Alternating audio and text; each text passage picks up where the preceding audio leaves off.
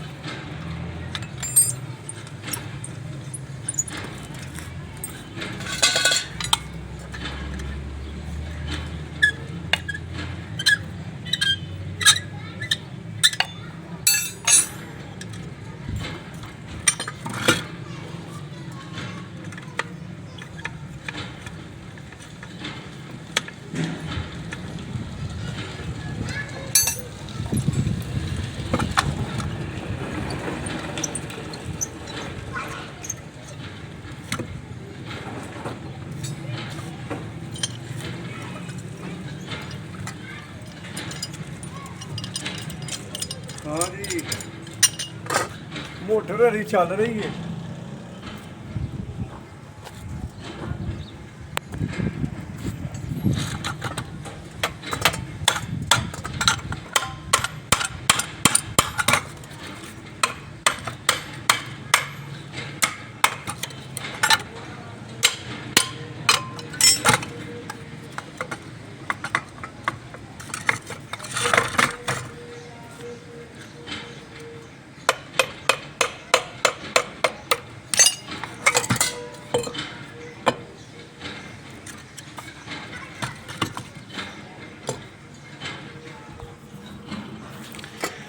जैसा तो आप देख सकते हैं मैंने बड़ी आसानी से ये पंप खोला है।